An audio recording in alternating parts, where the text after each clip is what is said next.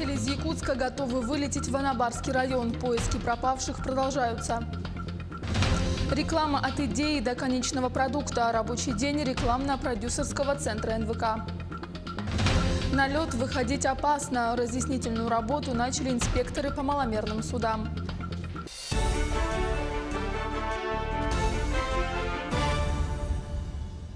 Здравствуйте! В эфире новости, в студии Юлия Великодная. Спасатели вышли на след троих пропавших в Анабарском районе. Их следы обнаружили возле озера, которое предположительно пролегал путь. Поиски продолжаются со стороны двух сел на Буранах и Вездеходах. Поисковая группа намерена проверить все охотничьи домики в округе. Расстояние между селами 160 километров. В числе пропавших известная певица Керчена Туприна. Девушка 17 октября прилетела в Соскылах, куда за ней из села Юрюнгхая на снегоходе приехал ее отец со своим товарищем. 3 спасателя из Якутска готовы вылететь завтра в Анабарский район. Речные суда возобновили движение через Лену. Как и авиасообщения, маршруты судоходных плавсредств накануне были нарушены из-за тумана в столице региона. Сегодня на паромы очередей нет. Стоимость перевозки за один автомобиль начинается от 1100 рублей. Также с речного порта организовано пассажирское сообщение. Катера взимают плату за перевозку человека 1200 рублей. Также отмечу, что в скором времени начнут курсировать воздушные подушки. Пробный запуск намечен на этот четверг. Известные примерные сроки открытия автозимников. Минтранс региона опубликовал график. Сроки открытия и закрытия автозимников и допустимые нагрузки могут быть скорректированы, исходя из фактического состояния льда и погодных условий. А пока ситуация с нагрузкой до 3 тонн выглядит следующим образом. Переправа по маршруту Амга-Усть-Майя с 1 декабря. Все автозимники по автодороге Умнас с 25 ноября, а по автодорогам Эдиген, Алдан и Сангар с 15 ноября. Более подробную информацию вы найдете на официальном сайте Минтранса Республики. В Якутии стартовал чемпионат по профессиональному мастерству среди инвалидов и лиц с ограниченными возможностями здоровья «Обилимпикс». 3 из 10 соревновательных площадок открыты в Нюрнгринском районе. С подробностями Александра Цыбикова. Андрей Копылов – один из лучших студентов-авторемонтников Якутии. В прошлом году первокурсник Южно-Якутского технологического колледжа победил в республиканском этапе чемпионата «Обилимпикс». Андрей уверен, в 2018 году он сможет повторить успех. Я, получается, начал этим заниматься, как поступил, сильного желания не было. Когда мне предложили, меня заинтересовало, как пошло дальше. Соперники, наверное, сильные, каждого из талантов мы, возможно, не знаем. Будет видно в течение матча, говорит. «Обилимпикс» – это чемпионат профессионального мастерства среди людей с инвалидностью. Школьники, студенты, молодые специалисты Якутии соревнуются по 15 направлениям. 3 компетенции – ремонт и обслуживание автомобилей, медицинский и социальный уход, веб-дизайн в Нерюнгри. Цель «Обилимпикса» – это создание в Российской Федерации системы конкурсов профессионального мастерства для инвалидов и лиц с ограниченными возможностями здоровья, обеспечивающей эффективную мотивацию для получения такими лицами профессионального образования, также содействия их трудоустройству и социокультурной инклюзии в обществе. Россия проводит национальные чемпионаты «Обилимпикс» 2014 года. В прошлом году в национальном чемпионате участвовали 930 человек из 73 регионов страны. Наше движение развивается, растет с каждым годом. В этом году мы впервые проводим среди обучающихся коррекционных школ нашей республики.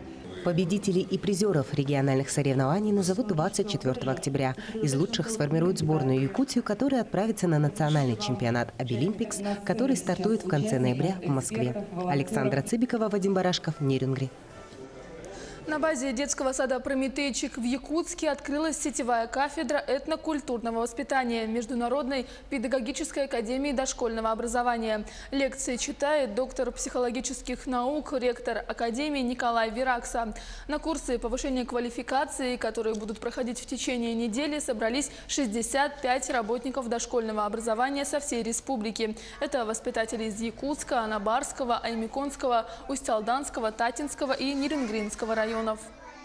Раньше дошкольное образование рассматривалось как такой подготовительный этап, то сейчас это самостоятельный уровень общего образования. Это означает, что все положения, которые характерны для, допустим, старшей школы, точно так же переносятся и на дошкольное образование. В связи с этим был разработан стандарт дошкольного образования. Теперь увеличилась ответственность педагогов за результаты дошкольного образования. Сегодня профессиональный праздник сотрудников рекламы. Его начали отмечать с 1994 года. Сегодня реклама – это не просто продажа, а целый спектр услуг, начиная от дизайна, заканчивая аналитикой. В нашей компании над рекламой работает рекламно-продюсерский центр. Какой путь проделывает идея до конечного продукта, расскажет Саргалана Захарова. Реклама – двигатель торговли. Качественная реклама – залог успеха любой деятельности. Анонсировать свой продукт сегодня можно самыми разными способами. От коротких роликов до участия в рейтинговых проектах теле- и радиоэфиров. Рекламно-продюсерский центр НВК «Саха» предлагает весь широкий спектр услуг. А выбрать во всем этом разнообразии подходящий помогут опытные специалисты.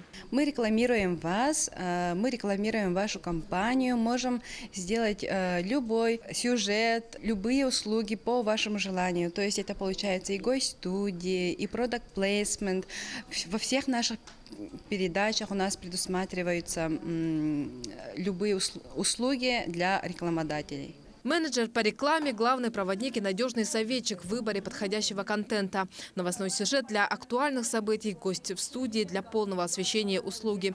А можно попробовать себя и в роли соведущего популярной телепередачи. Каждую пятницу Елена Попова из директора языкового центра перевоплощается в гида по разным странам. Ведущего рубрики «Мир без границ» в рамках проекта на телеканале НВК «Саха. Город женщин». Когда работаешь, не все могут узнать, что ты делаешь.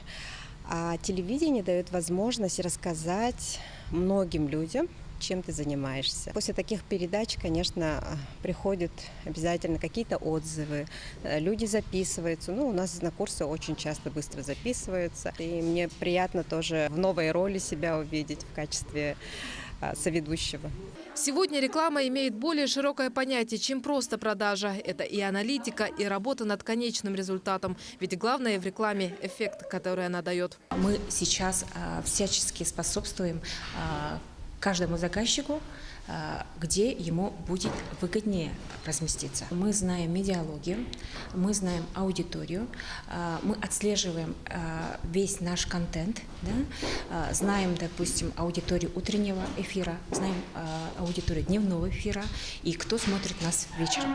Работа под ключ, удобство и быстрота исполнения – немаловажные факторы, которые выгодно отличают рекламу на главном канале республики. Нельзя экономить на 3 вещах – рекламе, страховке и охране. Слова самого богатого человека в мире Джона Рокфеллера. А чтобы все-таки сэкономить на рекламе, нужно знать, как именно ее подать. Саргалана Захарова, Григорий Охлопков, Якутск. Первокурсников Мирнинского политехнического института посвятили в студенты. Во Дворце культуры «Алмаз» вчерашние школьники получили студенческие билеты. Каждое отделение показало театрализованное представление. На мероприятии побывали и наши коллеги. В этом году в Мирнинский политехнический институт поступили 134 первокурсника по 7 специальностям. По традиции этот день для них начался с возложения цветов основателям алмазодобывающей промышленности Якутии Виктору Тихонову и Льву Солдатову. В те времена ключевым была именно мотивация. Ключевым было не финансовое благополучие, а мотивация поднятия страны. И в этот период за такой короткий достаточно срок были возведены эти объекты, которые до сих пор, на нынешний момент, на настоящий момент являются основой формирования бюджета Мирнинского района. Церемония вручения главного документа любого первокурсника студенческого билета прошла во Дворце культуры «Алмаз». Те, кто поступил в институт с максимальными баллами ЕГЭ, получили его из рук заведующих кафедрой. Сценарий вечера виновники торжества готовили сами заранее. 1,5 месяца прошли очень быстро из-за всех этих репетиций. Туда-сюда бегаем постоянно, каждый день после обеда ходили на репетиции, поэтому эти 1,5 месяца прошли очень быстро и незаметно. Лазерное шоу, песни, танцы и сценические костюмы. Еще 2 месяца назад они были незнакомы. Теперь же, по словам самих студентов, именно подготовка ко дню первокурсника сплотила их. Были сложности, но с другой стороны, это сплочает нашу группу и поддерживает дух дружбы. Впереди у них 4 года учебы в вузе. По статистике, из 134 первокурсников до последнего курса дойдет примерно половина. Но в этот день о таких цифрах они старались не думать. Анна Винокурова, Алексей Меркулин, телеканал «Алмазный край». В Якутске температура воздуха опустилась до минус 7 градусов. Озера столицы покрываются льдом, но это не повод вставать на коньки. Лед еще слишком тонкий. Есть смельчаки, которые выходят на озера, несмотря на предупреждающие знаки, они готовы рисковать жизнью. Другие столичные жители берут с них пример. Самое время для разъяснительной работы инспекторов Государственной инспекции по маломерным судам Якутии. Молодой человек, не обратили внимания, что здесь вот знак стоит: осторожно, тонкий лед, выход на лед запрещен? Нет. Лед еще тонкий тут. Еще опасно на него выходить, тем более на коньках. Можно, то есть, провалиться. Тут каток открывается только весной, когда вот все документы собираются, делают заявку, приезжает ГИМС, делает замеры льда, толщину льда, вымеряет, соответствует ли лед, чтобы это организовать тут каток. На данное время здесь выход на лед запрещен. Подготовка к Хэллоуину идет полным ходом. В Великобритании фермер зовет людей на свое поле, чтобы выбрать подходящую тыкву к празднику, рассказывает Татьяна Громова.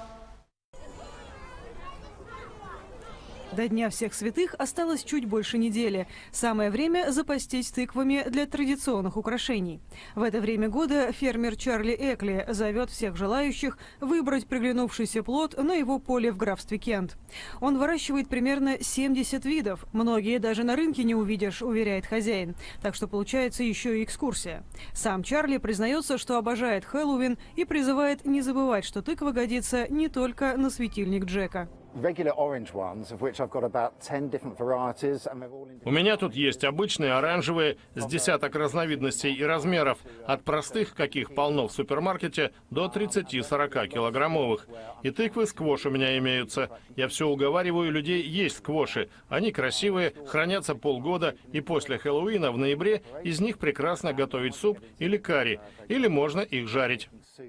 Вход на ферму бесплатный, посетители платят только за то, что унесут с собой. При этом гостей еще и кормят, а для детей устраивают развлечения.